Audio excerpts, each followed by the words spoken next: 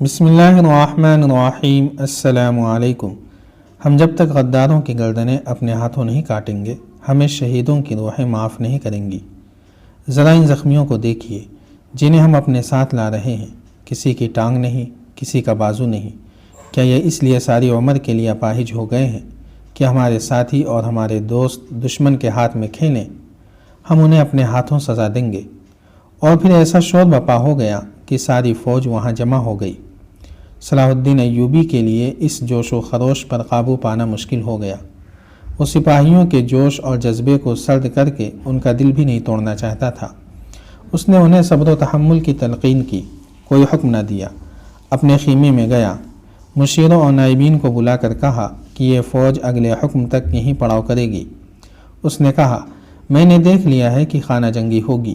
فوج کا آپس میں ٹکرا جانا دشمن کے لیے فائدہ مند ہوتا ہے۔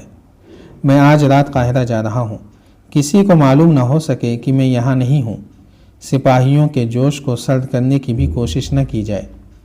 اس نے ضروری احکام اور ہدایات دے کر کہا، ہماری قاہرہ والی فوج جو بغاوت پر آمادہ ہے میری نظر میں بے گناہ ہے، اور ہماری قوم کے وہ نوجوان جو جوئے اور ذہنی عیاشی کے عادی ہوتے جا رہے ہیں وہ بھی بے گناہ ہیں۔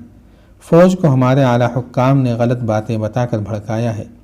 انہی حکام کے ایما پر دشمن نے ہمارے ملک کے سب سے بڑے شہر میں ذہنی عیاشی کے سامان پھیلائے ہیں۔ اس اخلاقی تباہ کاری کو فروغ صرف اس لیے حاصل ہوا ہے کہ ہماری انتظامیہ کے وہ حکام جنہیں اس تخریب کاری کو روکنا تھا وہ اسے پھیلانے میں شریک ہیں۔ دشمن انہیں اجرت دے رہا ہے۔ جب کسی قوم کے سربراہ اور امراء دشمن کے ہاتھوں میں کھیلنے لگتے ہیں تو اس قوم کا یہی حشر ہوتا ہے۔ ہماری فوج سوڈان کے ظالم صحرا میں بکھری ہوئی لڑ رہی ہے، کٹ رہی ہے۔ سپاہی بھوکے اور پیاسے مر رہے ہیں اور ہمارے حاکم ان کی کمک، رسد اور ہتھیار روکے بیٹھے ہیں۔ کیا یہ دشمن کی سازشیں نہیں جسے ہمارے اپنے بھائی کامیاب کر رہے ہیں؟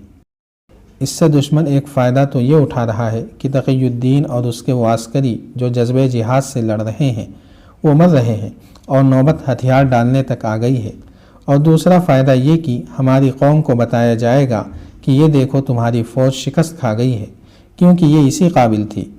ہمارے بعض بھائی مصر کی امارت پر قابض ہونے کے خواب دیکھ رہے ہیں۔ وہ سب سے پہلے فوج کو قوم کی نظروں میں رسوا اور ذلیل کرنا چاہتے ہیں تاکہ وہ منمانی کر سکے۔ مجھے امارت کے ساتھ چپکے رہنے کی کوئی خواہش نہیں۔ اگر میرے مخالفین میں سے کوئی مجھے یہ یقین دلا دے کہ وہ میرے عزم کو پائے تکمیل تک پہنچائے گا تو میں اس کی فوج میں سپاہی بن کر رہوں گا، مگر ایسا کون ہے؟ یہ لوگ اپنی باقی زندگی بادشاہ بن کر گزارنا چاہتے ہیں، خواہ دشمن کے ساتھ ساز باز کر کے بادشاہی ملے۔ اور میں اپنی زندگی میں قوم کو اس مقام پر لانا چاہتا ہوں جہاں وہ اپنے دین کے دشمنوں کے سر پر پاؤں رکھ کر بادشاہی کرے۔ ہمارے ان لالچی اور غدار حاکموں کی نظر اپنے حال پر، اپنے عاش پر ہے، میری نظر قوم کے مستقبل پر ہے۔ اس نے بولتے بولتے توقف کیا اور کہا، میرا گھوڑا فوراً تیار کرو۔ اس نے ان افراد کے نام لیے جنہیں اس کے ساتھ جانا تھا۔ اس نے کہا، نہایت خاموشی سے ان سب بلاؤ اور انہیں قاہرہ چلنے کے لیے کہو۔ میرا خیمہ یہیں لگا رہنے دو تاکہ کسی کو شک نہ ہو کہ میں یہاں نہیں ہوں۔ اس نے گہری سانس لی اور کہا، میں آپ کو سختی سے ذہن نشین کراتا ہوں کہ جو فوج بغاوت کے لیے تیار ہے میں اس کے خلاف کوئی کارروائی نہیں کروں گا۔ تم میں سے کوئی بھی اس فوج کے خلاف کدورت نہ رکھے۔ اسی طرح اپنے نوجوانوں کو بھی قابل نفرت نہ سمجھنا۔ میں ان کے خلاف کارروائی کروں گا جو فوج اور قوم کو گمراہ اور ذلیل کرنے کے ذمہ دار ہیں۔ یہی فوج جب اپنے دشمن کے سامنے آئے گی اور دشمن اس کا تیروں سے استقبال کرے گا تو فوج کو یاد آئے گا کہ وہ اللہ کی فوج ہے۔ دماغ سے بغاوت کے کیڑے نکل جائیں گے۔ آپ جب اپنے بچوں کو اپنے دین کا دشمن دکھائیں گے تو ان کا ذہن از خود جوئے سے ہٹ کر جہاد کی طرف آ جائے گا۔ میں آپ کو صاف الفاظ میں بتا دیتا ہوں کہ اسلام اور سلطنت اسلامیہ کی بقا اور وقار فوج کے بغیر ممکن نہیں۔ میں صلیبیوں اور یہودیوں کے عزائم اور ان کے طرز جنگ اور ان کی زمین دوز کارروائیوں کو دیکھ کر کہہ سکتا ہوں کہ وہ اسلام کی فوج کو کمزور کر کے اسلام کا خاتمہ کریں گے۔ جس روز اور جس دور میں کسی بھی مسلمان ملک کی فوج کمزور ہو گئی وہ ملک اپنی آزادی اور اپنا وقار کھو بیٹھے گا۔ کسی بھی دور میں کوئی مملکت مضبوط اور باوقار فوج کے بغیر زندہ نہیں رہ سکے گی۔ ہمارا آج کا غلط اقدام اسلام کے مستقبل کو تاریک کر دے گا۔ میں نہیں کہہ سکتا کہ آنے والی نسلیں ہماری لغزشوں، ناکامیوں اور کامیابیوں سے فائدہ اٹھائیں گی یا نہیں۔ امیر مصر ایک مشیر نے کہا، اگر ہمارے بھائی غداری کے فن میں ہی مہارت حاصل کرتے رہے تو آنے والی نسلیں غلام ہوں گی۔ انہیں معلوم ہی نہیں ہوگا کہ آزادی کسے کہتے ہیں اور قومی وقار کیا ہے۔ کیا ہمارے پاس اس کا کوئی علاج ہے؟ قوم کا ذہن بیدار کرو، سلطان ایوبی نے کہا۔ قوم کی رعایا نہ کہو۔ قوم کا ہر فرد اپنی جگہ بادشاہ ہوتا ہے۔ کسی بھی فرد کو قومی وقار سے محروم نہ کرو۔ ہمارے امراء اور حاکموں میں چونکہ بادشاہ اور خلیفہ بننے کا جنون سوار ہے، اس لیے وہ قوم کو رعایا بنا کر اسے اپنے اقتدار کے استحکام کے لیے استعمال کرنا چاہتے ہیں۔ یاد رکھو، قوم جسموں کا مجموعہ نہیں جسے تم مویشیوں کی طرح ہانکتے پھرو۔ قوم میں دماغ بھی ہے، روح بھی ہے اور قومی وقار بھی ہے۔ قوم کی ان خوبیوں کو ابھارو تاکہ قوم خود سوچے کہ اچھا کیا اور برا کیا ہے، اچھا کون اور برا کون ہے۔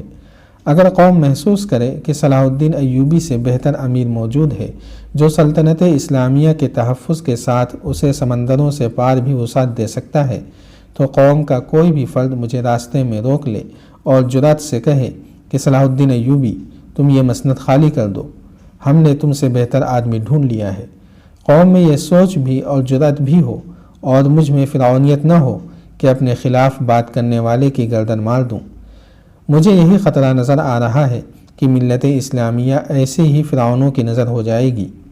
قوم کو رعایا اور مویشی بنا دیا جائے گا، پھر مسلمان نہیں رہیں گے یا برائے نام مسلمان ہوں گے۔ مذہب تو شاید ان کا یہی رہے گا، مگر تہذیب و تمدن صلیبیوں کا ہوگا۔ اتنے میں ایک محافظ نے اندر آ کر بتایا کہ گھوڑا تیار ہے اور جن 3-4 نائب سالاروں کو بلایا گیا تھا وہ بھی آ گئے ہیں۔ سلطان ایوبی نے اپنے ساتھ 4 محافظ لیے۔ باقی محافظ دستے سے کہا کہ وہ اس کے خالی خیمے پر پہرا دیتے رہیں اور کسی کو پتہ نہ چلنے دیں کہ وہ یہاں نہیں ہے۔ اس نے اپنے ساتھ جانے والے عملے سے کہا کہ وہ خاموشی سے فلاں جگہ پہنچ جائیں، وہ ان سے آ ملے گا۔ اس نے اپنا قائم مقام مقرر کیا اور باہر نکل گیا۔ صحرا تاریک تھا، 14 گھوڑے سر پر دوڑے جا رہے تھے۔ صلاح الدین ایوبی تاریکی چھٹنے سے پہلے قاہرہ پہنچ جانا چاہتا تھا۔ علی بن سفیان کو اس نے اپنے ساتھ رکھا تھا۔ اس کی فوج پڑاؤ میں گہری نیند سو گئی تھی۔ جاگنے والے سنتریوں کو بھی علم نہیں ہو سکتا تھا کہ ان کا سالار اعلیٰ نکل گیا ہے۔ قاہرہ والوں کے تو وہم و گمان میں بھی نہیں آ سکتا تھا کہ سلطان ایوبی مصر میں داخل ہو چکا ہے۔ رات کا پچھلا پہر تھا جب سلطان ایوبی کا قافلہ قاہرہ میں داخل ہوا۔ اسے کسی سنتری نے نہیں روکا، وہاں کوئی سنتری تھا ہی نہیں۔ سلطان ایوبی نے اپنے ساتھیوں سے کہا، یہ ہے بغاوت کی ابتدا۔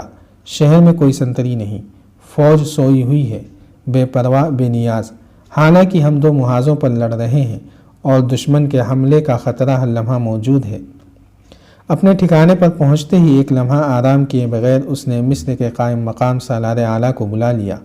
الادریس کو بھی بلا لیا، جس کے دونوں جوان بیٹوں کو غداروں نے دھوکے میں ایک دوسرے کے ہاتھوں قتل کرا دیا تھا۔ قائم مقام سالار اعلیٰ سلطان ایوبی کو دیکھ کر گھبرا گیا۔ سلطان ایوبی نے الادریس سے افسوس کا اظہار کیا۔ الادریس نے کہا، میرے بیٹے میدان جنگ میں جانے دیتے تو مجھے خوشی ہوتی، وہ دھوکے میں مارے گئے ہیں۔ اس نے کہا، یہ وقت میرے بیٹوں کے ماتم کرنے کا نہیں، آپ نے مجھے کسی اور مقصد کے لیے بلایا تھا، حکم فرمائیں۔ قائم مقام سالار اعلیٰ محب اسلام تھا۔ ان دونوں سے سلطان ایوبی نے قاہرہ کے اندرونی حالات کے متعلق تفصیلی رپورٹ لی اور پوچھا کہ ان کی نظر میں کون کون سے حاکم مشتبہ ہیں۔ وہ فوج حکام کے متعلق خاص طور پر پوچھ رہا تھا۔ اسے چند ایک نام بتائے گئے۔ اس نے احکام دینے شروع کر دیے، جن میں اہم یہ تھے کہ مشتبہ حکام کو قاہرہ میں مرکزی کمان میں رہنے دیا جائے اور تمام فوج کو سورج نکلنے سے پہلے کوچ کی تیاری میں جمع کر لیا جائے، اور بھی بہت سی ہدایات دے کر سلطان ایوبی نے ایک پلان تیار کرنا شروع کر دیا۔ جاری ہے۔ اگر آپ کو یہ قسطوار سلسلہ پسند آ رہا ہے تو لائک، شیئر اور کمنٹ کے ذریعے ہماری حوصلہ افزائی کریں۔